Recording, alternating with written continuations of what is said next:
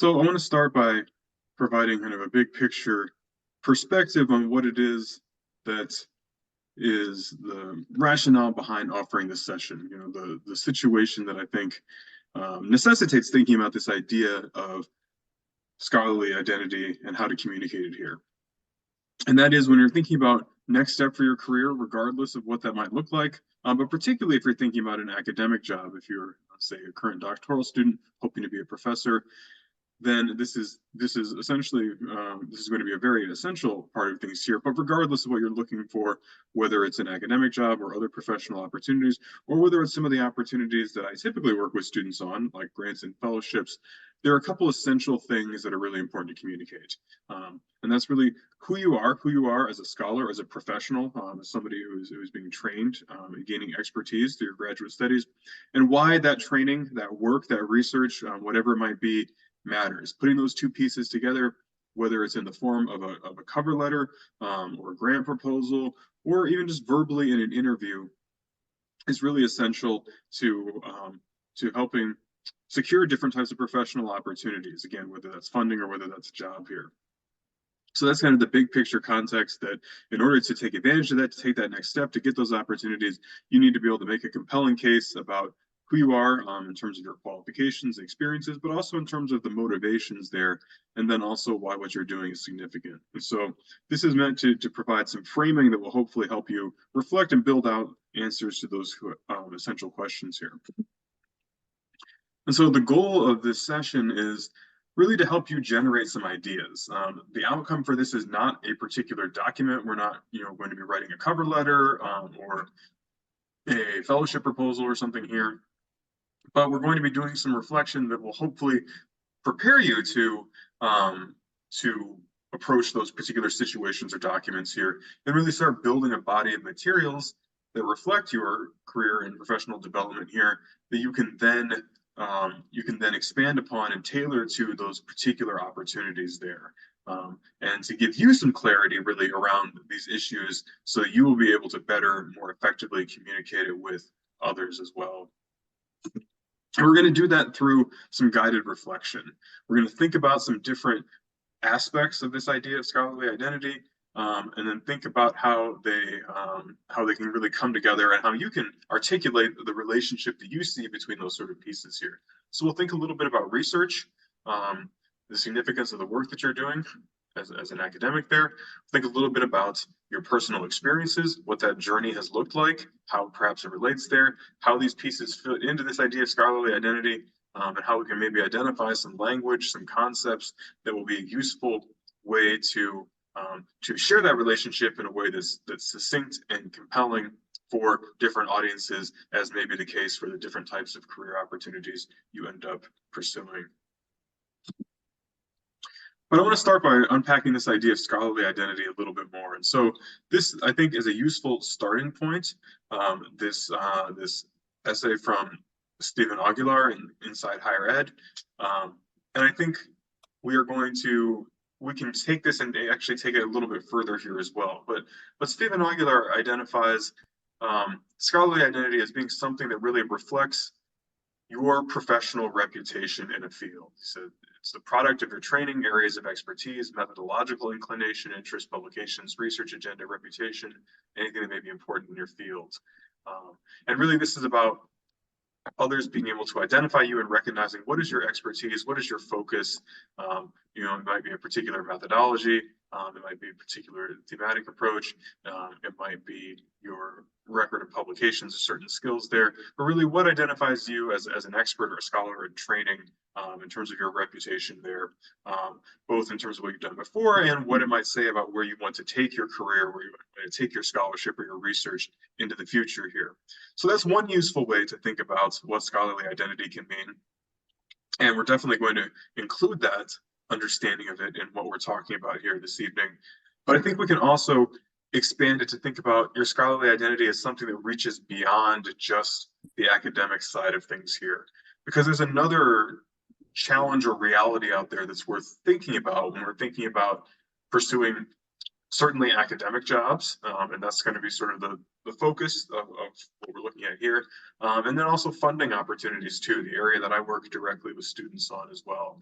Because for academic positions, research positions, professor positions, and grants and fellowships, there's increasingly an emphasis on understanding how you and your work is making an impact beyond just the intellectual contribution here.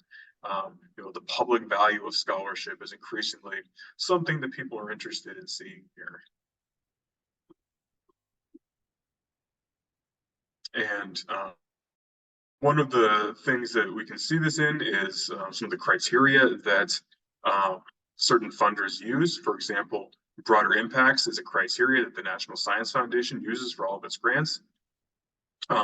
Many funders are increasingly wanting to see statements or inclusion of information around diversity, equity, and inclusion in their work there. Some faculty positions might ask you to write a diversity statement as part of that. And so how you're making that larger impact and really the values that motivate you in that respect are important to articulating that as well. So I want us to think about scholarly identity in a way that encompasses that side of things too. And so the challenge then is how to think about how you can explain how your research relates to that larger professional identity here. And this is really part of this idea of creating a coherent public profile. Coherent public profile is just the idea that everything about your public-facing work is something that kind of relates together in a way that seems natural.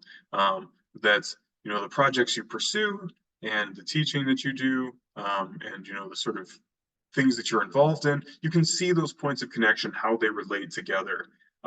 So that if somebody were to go to, if you have a social media presence as a scholar, whatever you're posting on Twitter or what you show on LinkedIn, or if you have a personal website and look at your CV and look at your job application materials or a fellowship application, it would look like the same person was behind all of those. That there's a sense in which you are associated with certain key themes and ideas and approaches there. And that helps make a well-rounded sense and really helps establish kind of a personal brand around what you're doing here. And so it's important to figure out what are those connections? How do those things relate so that you can actually be successful in doing this here? And I've linked to some articles in this presentation, which I'll share with everyone who's registered afterwards. And you can follow up and you can read more detail about some of these things if these are concepts that you'd like to take a little bit closer look at. But before you can do that, before you can compellingly tell that story in an interview setting or through a cover letter or through academic job documents like a research statement or a teaching statement or a diversity statement, you need to be able to articulate that. You need to I know for yourself what that story is. What are those features of it there? And so really that's where we're starting at and what our main outcome is for this session here is thinking about some clarity for yourself. How would you articulate those things? What are the motivations that you would identify there? Because once you have that clarity for yourself, then it will be much easier for you to communicate it in whatever form you might need to. Maybe that's a written document, maybe that's an interview or a teaching demonstration or something that you might do as part of a job hiring process there. And so really, we're going to do some reflection on key questions. And with those answers to those questions, ideally, you will have some material you can then build up into these different types of statements or build up into answers that you could then provide in different professional contexts here. And some language that will hopefully clarify for you some of these connections, these relationships, these values that will make you more effective and convincing when you're seeking to communicate your scholarship and communicate the kind of impact and presence that you want to have professionally in the larger world. And so this is how we're going to piece these things together. We'll do a little bit of a reflection on research, thinking about what are your intellectual interests and why do these matter? Who is it significant for? What does it mean? That can mean a number of things there. A little bit on your personal journey. Again, what are the values and the motivations that have led you to the decisions that you've made professionally, academically here, and how do you try to make a broader impact? And putting those pieces together in this idea of scholarly identity, and then ending with thinking about how we can articulate that in a short phrase or two that might encapsulate a kind of a personal mission statement, a vision of how your values, professional activity, and public engagement can relate together. And that will really be a great place to help articulate that coherent public profile with an eye to how you make a larger impact, because again, that's something that that many institutions, that many funders want to see in the people that they support and the people that they hire. So we're going to start here with this question about research here. Again, thinking in terms of faculty positions that people may end up wanting to pursue here. But if you're not, considering an academic career, say you're not a PhD student and pursuing a professor job there, we can reframe this a little bit as well and think about the significance of your professional activity. How do you make a contribution to your field of practice with your particular skills and training here, or how does your research make a contribution to your particular academic discipline? And then also, what does it mean beyond your field? Who would this research or this work matter to beyond just those who are already familiar with it, already doing that? If you're in sociology, who outside of sociology would be interested in this? Those sort of things there. And how does the significance relate to other types of professional activities? And if we're thinking academic work here, where you as a professor, you're doing research, but also doing things like teaching, probably mentoring, advising, certainly involved in service to the university, committees, for the institution, or maybe for your department, or maybe for a professional association there. So thinking about those kind of points of connection as well here. And so I'm just going to pose a couple questions to help kind of get us started here. And I'll go ahead and put this in the chat in a document that contains a number of questions that we're going to touch on here as well. We're not going to take a deep dive into this in terms of fully fleshing this out right here, but I do think it's worth taking a couple minutes to reflect a little bit on these questions because that's going to really help start thinking about where those points of connection are going to be here. So I'll give you a moment to do that while I share the document here.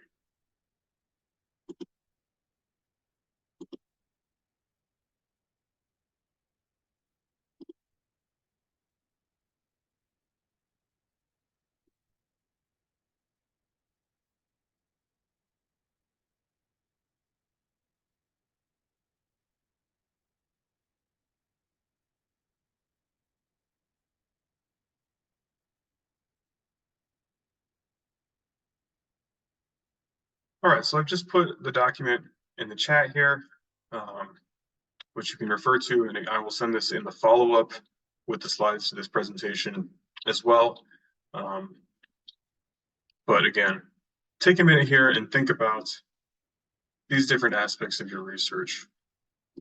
What do you think is most distinct about it? How is it different from what other people are doing? Who might be interested in it besides the people who are already in your field?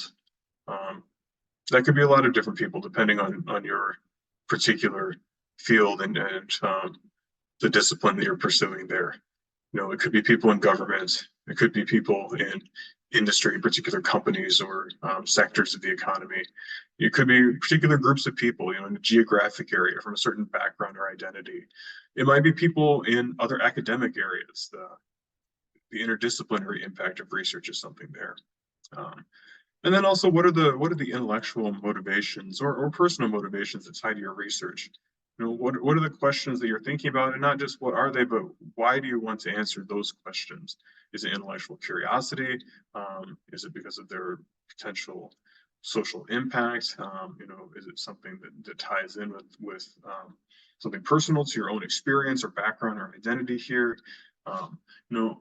Lots of different things that could be relevant here. So just think about some of these here for another minute.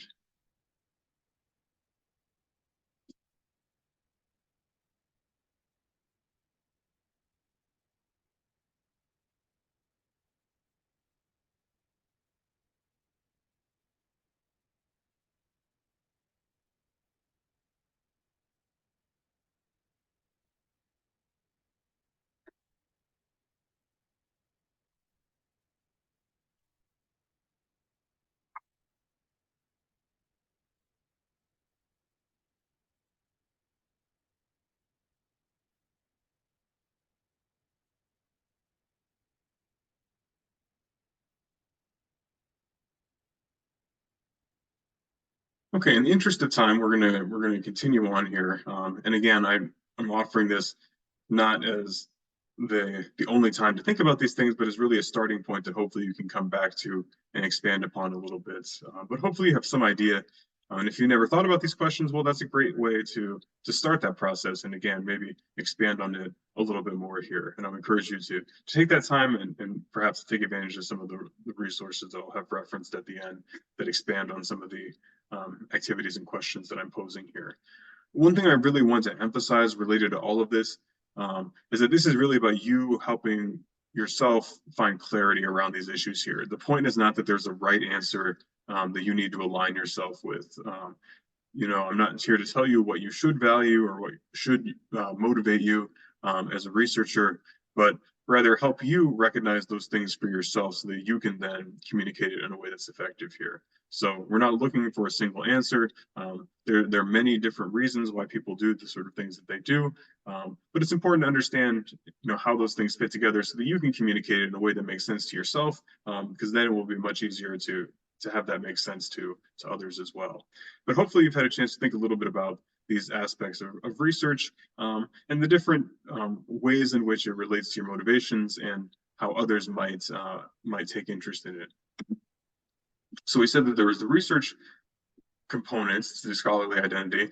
Then there's also the personal component, the personal journey that you've been on here as well. Because when we think about, again, particularly academic jobs here, but really for any job, when you're thinking about the documents you might submit, say a cover letter, a portfolio, depending on your field, the resume, you need to be telling a consistent story that makes sense of your experiences, accomplishments and skills, and why that might be leading you to that particular opportunity here. And so you may write a personal statement, or again, this may be something that you incorporate when you get that narrative form through a cover letter here. And it's really meant to help provide some context and some of a storyline and through lines to help explain that CV resume content here.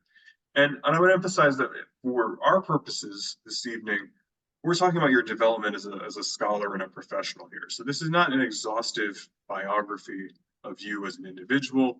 It's not every experience that may be important to you just personally here, but rather the things that have been most influential in bringing you professionally, academically to the position you're in right now and where you want that to go into the future here. So what is that through line? What are the things that connect your different research interests or experiences there? What have been those key moments that have really shaped you, that have led you perhaps to the graduate degree that you're pursuing right now or hoping to pursue, to the career path that maybe you're thinking about here as well? Are there specific accomplishments and skills, and why does that make sense for the journey that you've been on here? Again, are there certain values or questions or issues that have really been influential in motivating you to pursue these? Maybe they're intellectual, maybe they're personal, lots of different reasons there. And how does this relate to the plans and goals that you have? So you'll see some questions here on the document that I shared as well. And I would encourage you to take a few minutes here again to do a little bit of brainstorming, seeing if you can think about what are some of those experiences that have been really important for shaping your intellectual interest, the reasons you're pursuing the academic area that you are there. What moments have been key turning points in your development? Maybe it was an important mentor, maybe it was a certain experience, an internship, a research opportunity, a course that you took. Maybe it's something that had nothing to do with an academic situation. Something in your personal life, an event that happened in the world or that affected you or someone close to you there. What are the things that you learned or took away from some of those experiences there? And then how have you tried to be involved in the world beyond just your research or your academics or your study here? So take a minute here, do a little bit of reflecting, do a little bit of thinking on this. Again, we're not looking for right answers. We're looking for you to identify the things that matter to you so that we can then connect those pieces here.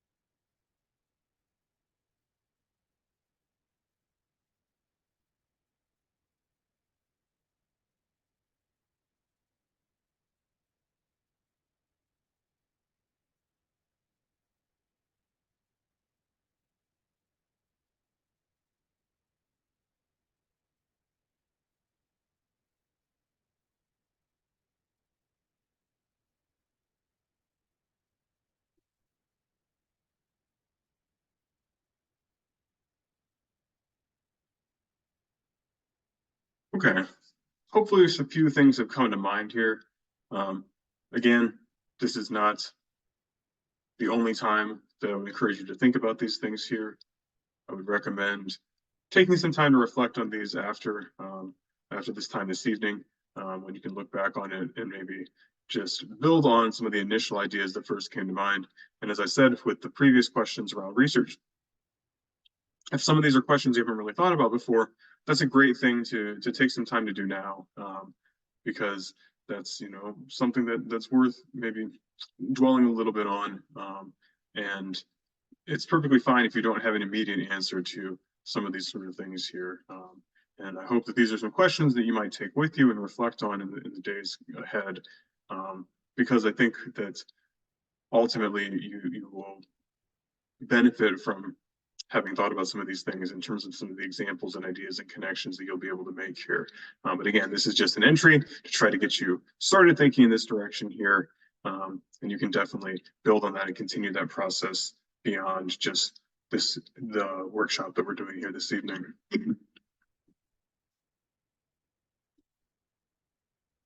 So we've thought a little bit about some key questions around research. We've thought a little bit around some key questions in your personal journey.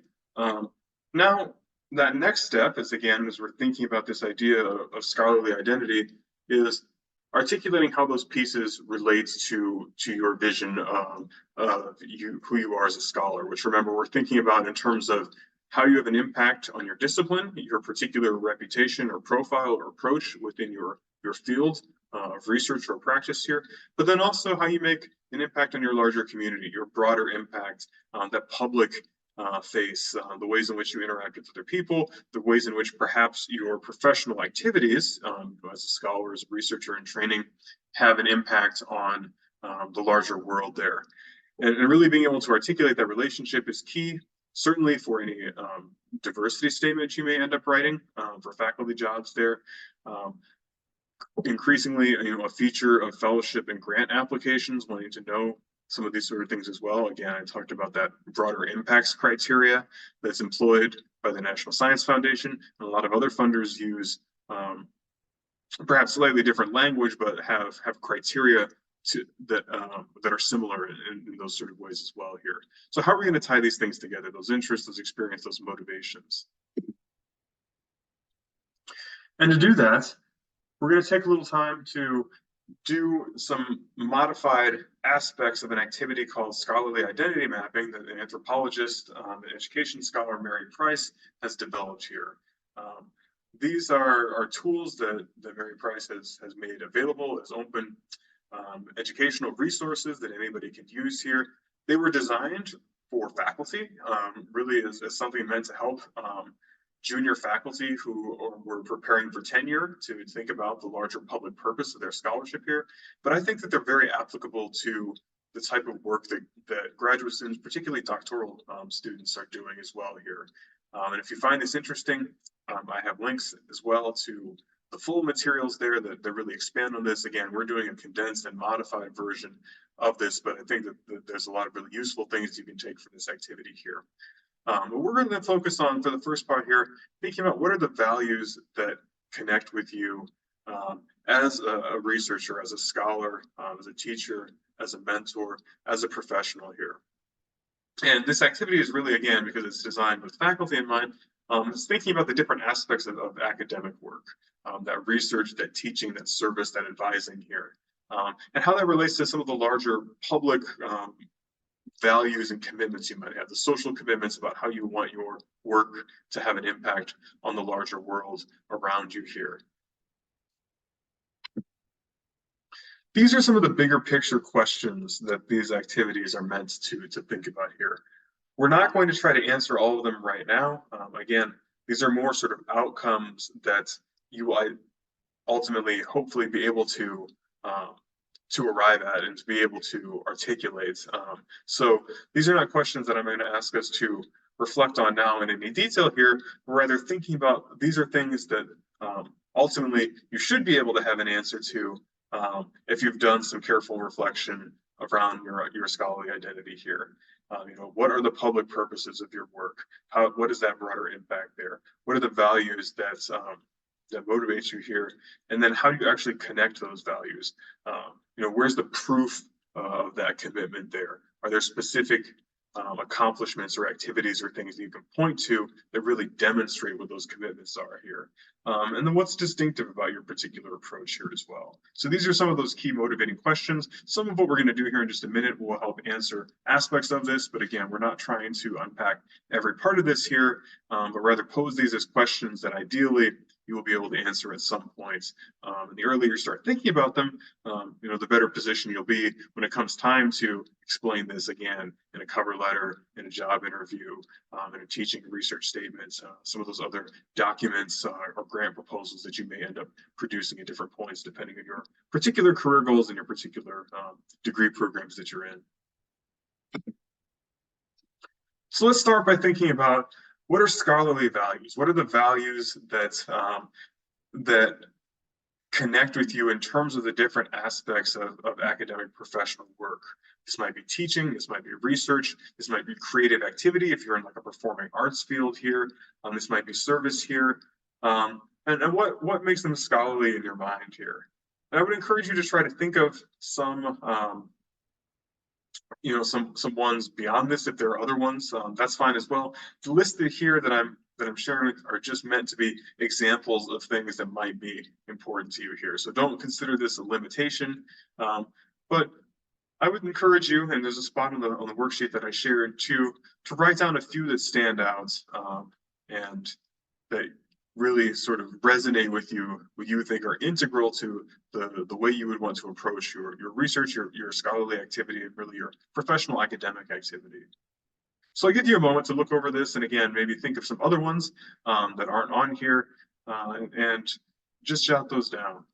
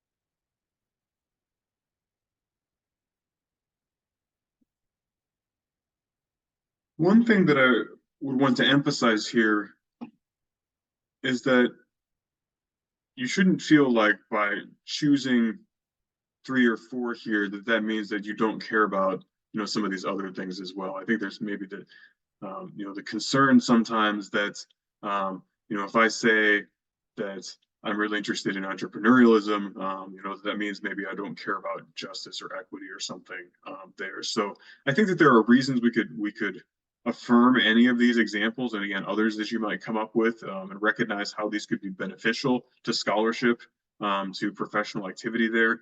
And so by saying that, you've chosen a particular 3 or 4 that are really important, that doesn't mean that you think that other ones are insignificant, or that there may not be ways in which you do seek to pursue some of those things there. But I think realistically, all of us are perhaps drawn to certain ones a little bit more.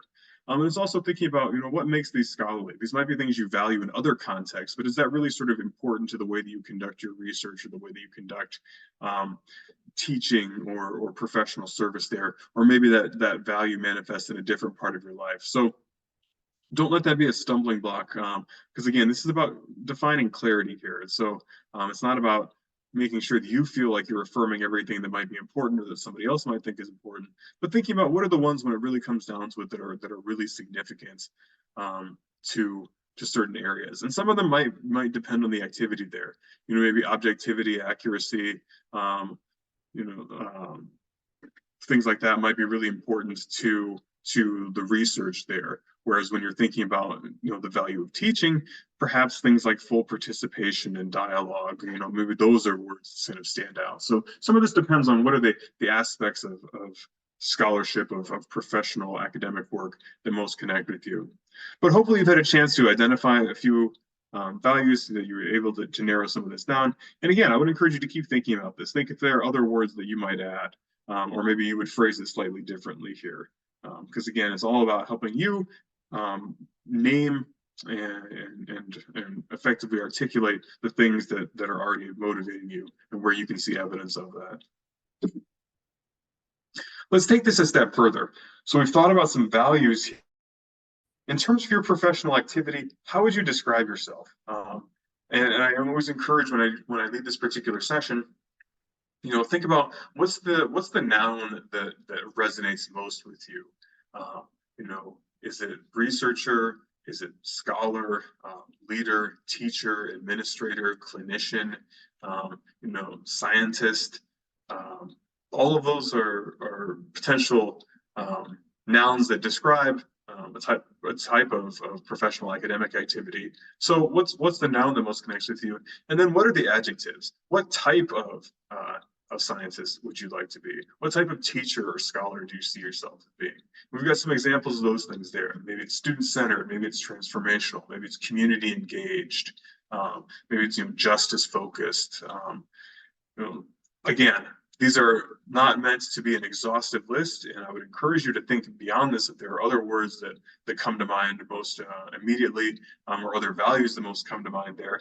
But think about what is the noun that most resonates with you there, and then what are some adjectives that might go along with that? And I've given some examples here at the bottom here. Community engaged clinician, a student-centered leader, a scholar activist, different combinations of this. So what are the ones that stand out to you? Take a minute to think about that, and hopefully they're ones that would relate to the particular values that we identified on the previous slide there.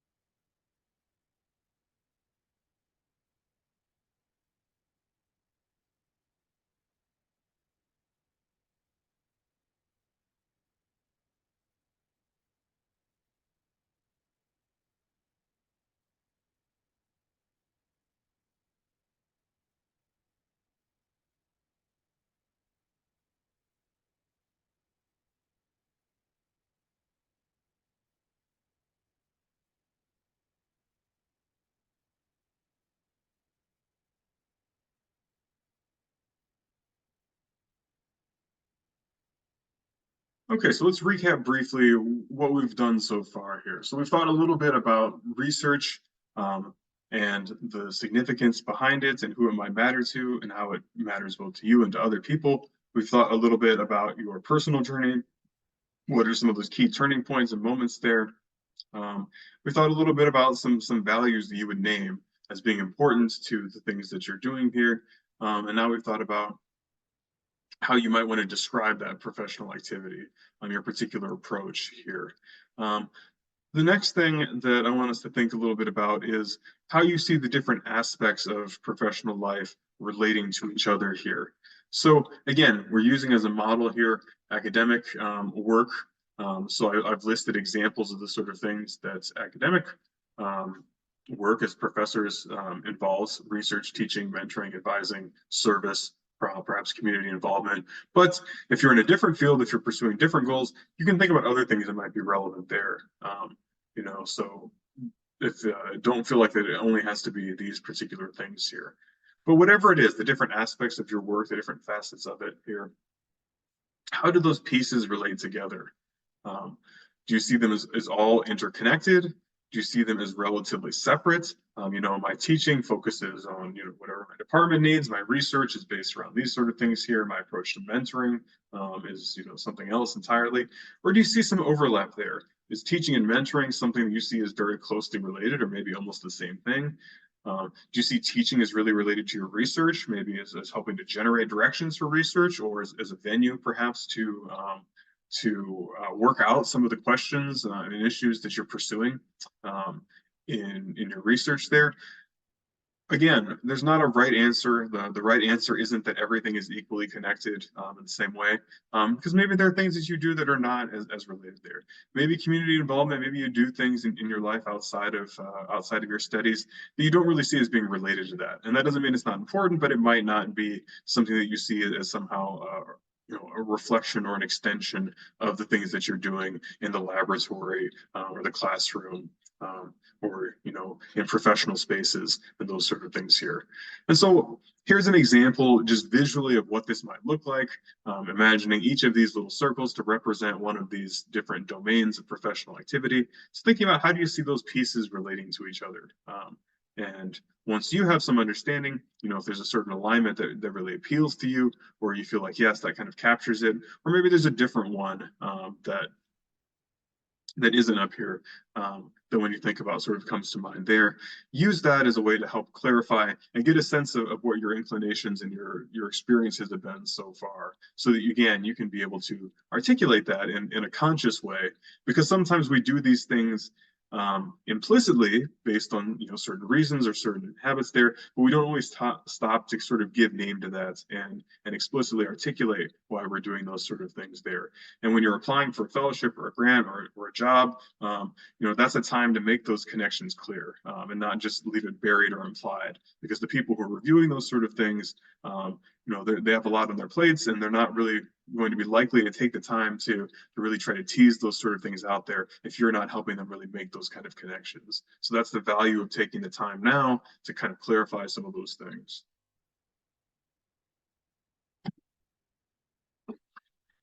All right, so we've done a lot of clarifying. We've named some values. We've hopefully identified some relationships and connections and things here. It's great to have that language. It's great to know, yes, objectivity, entrepreneurship, equity, justice, as a clinician or a scholar or a teacher, some of the things we've thought about right here. But it's not enough just to be able to name those values and to name the particular way in which you would want to identify as a professional. You need to be able to back up those things by providing evidence for it here. So how can you show that, if you think that it's important to be a community engaged clinician, how is that demonstrated in your research? Can you point to evidence of that in terms of the projects that you've chosen to pursue? In terms of who maybe is included.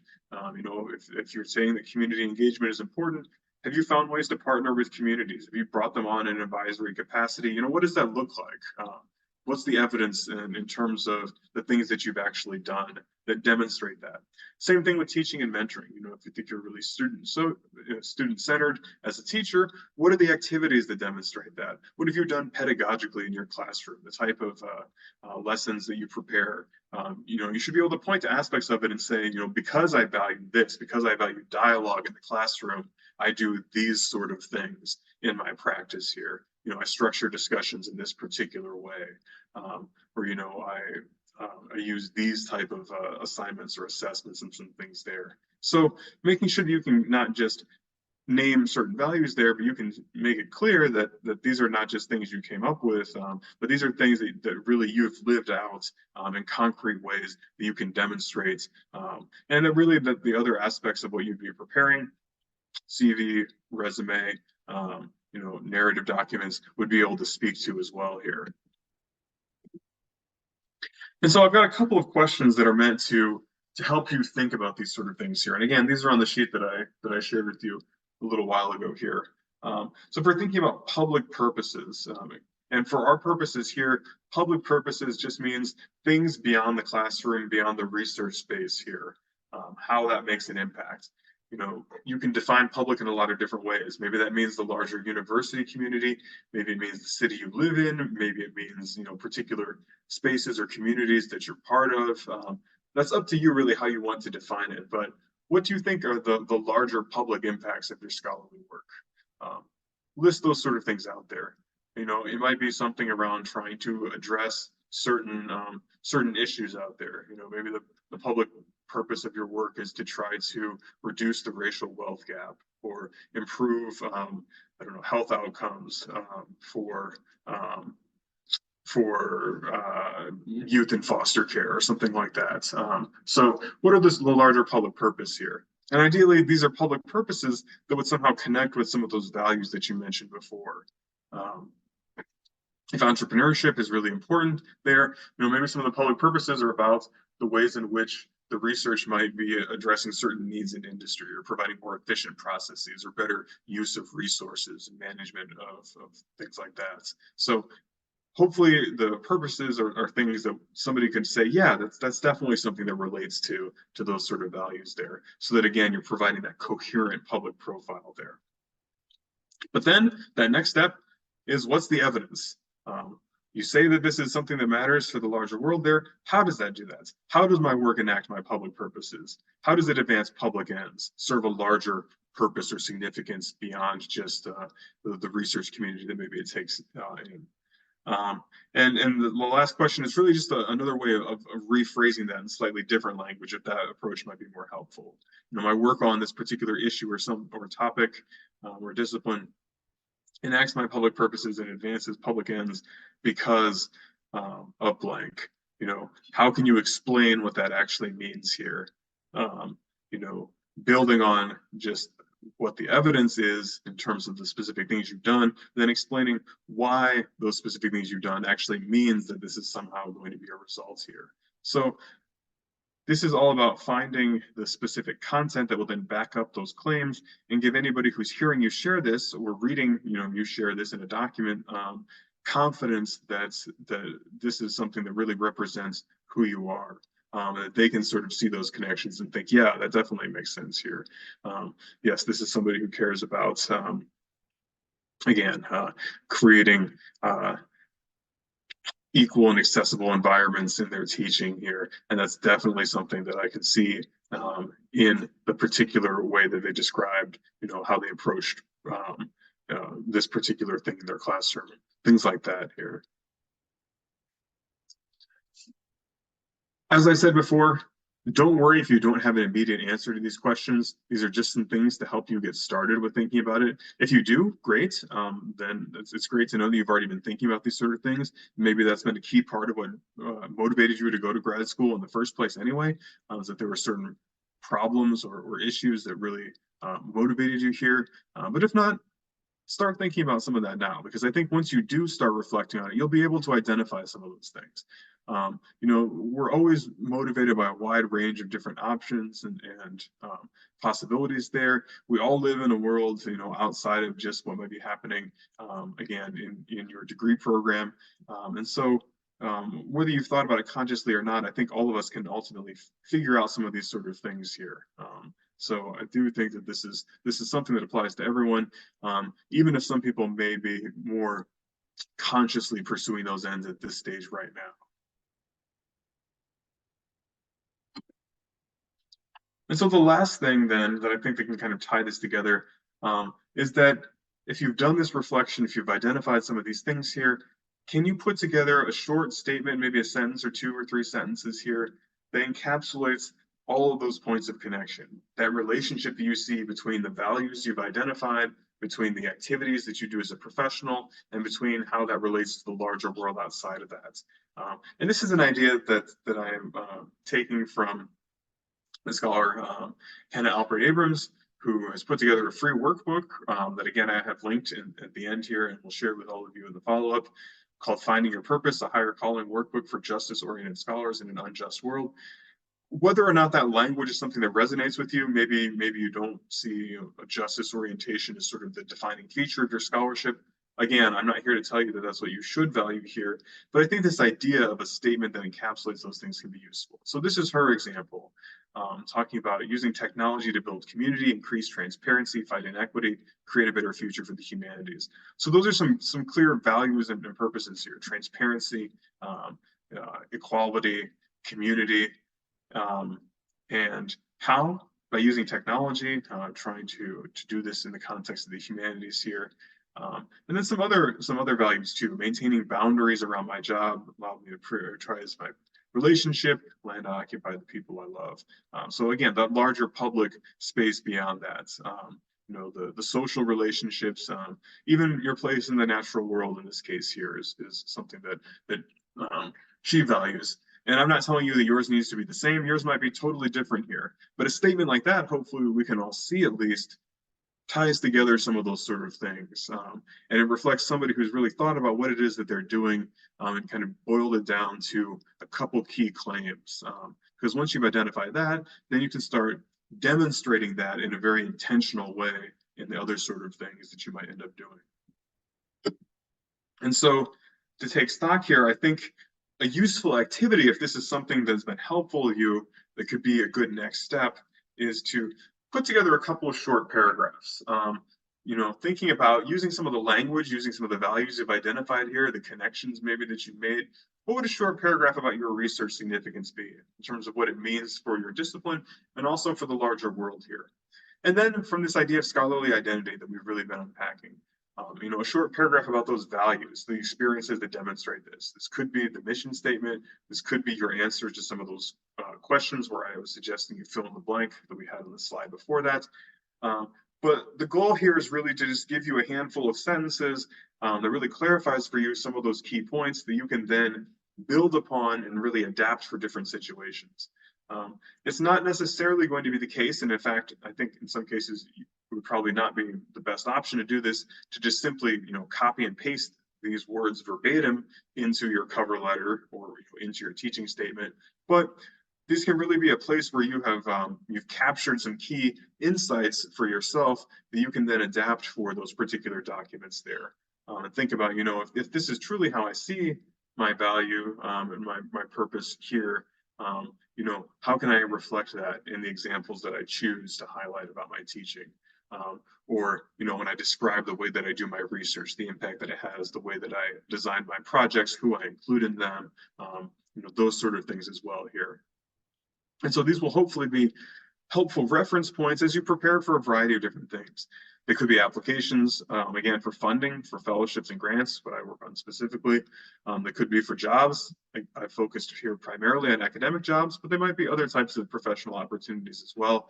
And that will hopefully make it easier for you to approach those kind of opportunities with a clear sense of what you want to communicate about yourself. So again, you can make that coherent public profile where everything makes sense about the kind of relationships, and you're telling a consistent story across all aspects of the way that you present yourself as a professional, as a figure in the field that you are being trained in right now here. So I just want to give credit again to the materials that I drew upon in putting this together. All of these I would recommend as things you can read in greater detail. Some of them have some additional exercises that you can expand upon if you found any of this to be interesting or helpful, or just want to take a deeper dive. And I'm happy to talk about some of these things with anybody else as well here.